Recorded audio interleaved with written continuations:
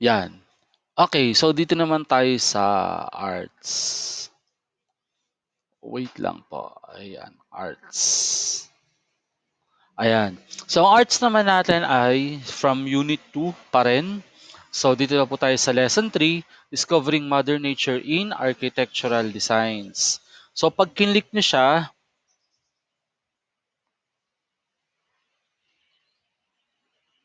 ayan, loading.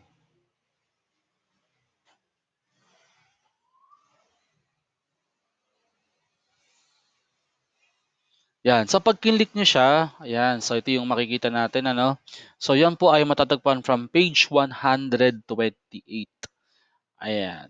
So, pag binasa, pag binasa nyo siya, nakakabulol.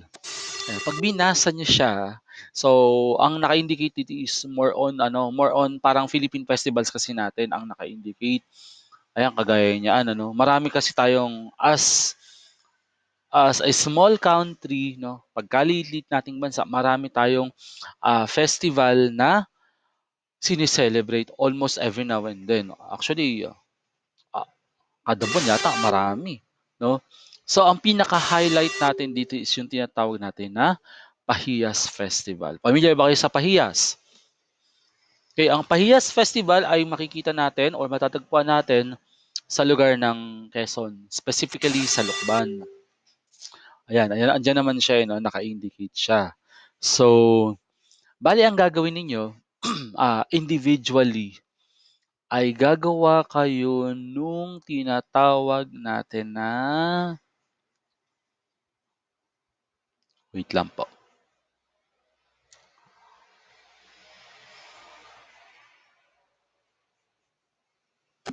Naku, may humabol. Si Hans. Asan na ba yun? Yan.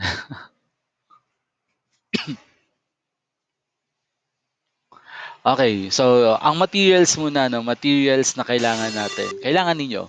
So use corrugated board. So kahit illustration board, okay na. Kahit luma, walang problema dyan.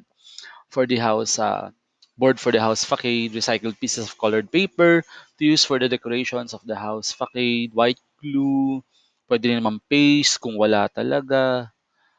Ayan, so optional, yung pag sinabing optional, depende na yan sa inyo, no, kung ano yung kung gusto niyo pa siyang lagyan. Okay, various indigenous materials that can also be used as decors. Example, walis tambo, dried branches and leaves, etc. etc. Okay, ano yung unang gagawin? So number one, so take note na individual to. Ha? Ayan, so you have to decide on the design and the house of facade with the pahiyas decorations individually. Okay, i-omit nyo na, tanggalin na yung salitang group. Okay, so you have to sketch your final drawing and seek the approval. So, pag gagawa kayo, so magde-design kayo ng bahay, lima sa scratch paper. Yan, tapos titingnan ko, no? I-picturean nyo, then titingnan ko rin kung okay ba siya for your gagawin. Okay, wait lang ha, may nagchat kasing kaklase nyo eh.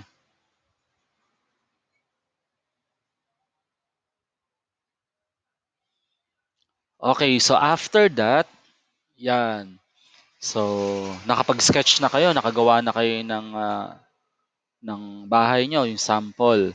Ayan, so pangalawa, so you have to carefully and creatively think of recycled materials that can be used for decoration. So let us think of recycled materials that look like miniature versions of fruits and vegetables in their natural colors.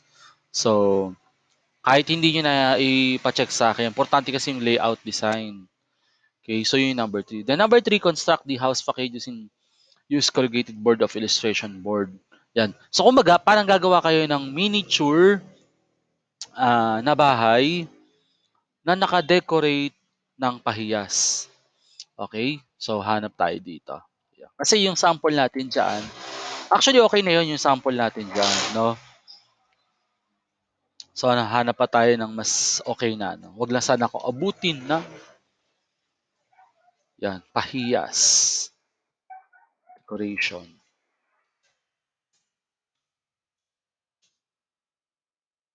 Yan. So, kung hahanap kayo sa Google, ayan. Actually, ito talaga yung tinatawag nating pinakapahiyas, 'no, itong part na 'to. Eto, nakikita ba? Yan, yung tinuturo ko dito. Yan, kasi siya ay parang gawa yata sa ano, sa rice. Ayan siya, okay? So, importante na yung bahay ay merong decor ng pahiyas. Ayan, o kita nyo, halimbawa, itong bahay na 'to, ayan, o 'di ba? So, depende na yan sa inyo kung anong itsura ng bahay. Usually kasi, ang dinedekorasyon diyan is yung parang bahay kubo siya. Yan, ta's merong maliliit na ano, na design, ayan. So, you can use Google, yan. Kita ba 'to sa malaki? Yan, hindi. So, you can use Google, ang ganda nga nito, makikita niyo ba? Ayan, Pahiyas Festival 2007. Ayan, so that is only a example. So again, take note, miniature lang siya, okay? No need na po na dalhin sa Friday yung pinakagawa. So, videohan niyo lang siya, okay, na papakita niyo, ah, i from 60 to 120 seconds na ito po ang ginawa kong miniature ng Pahiyas Festival 2020. Let's say for example, yan. So ano yung mga bagay na ginamit ninyo para mabuo yung ginawa nyo diyan as a miniature for the Pahiyas. Okay? So kung gusto niyo rin lagyan ng mga wordings kagaya ng Pahiyas Festival, Lukban Pahiyas, ayan. So depende na yan sa inyo. Ano po? Ayan. So creativity is a must. Okay? So pwedeng-pwedeng magpatulong sa mga nandyan sa inyo. Okay? So yan po siya. Ito, yan. Sample ko yan. Okay? So yun po ang sa arts natin. Okay, may tanong po ba sa arts? Yan. Para habang ini-stop recording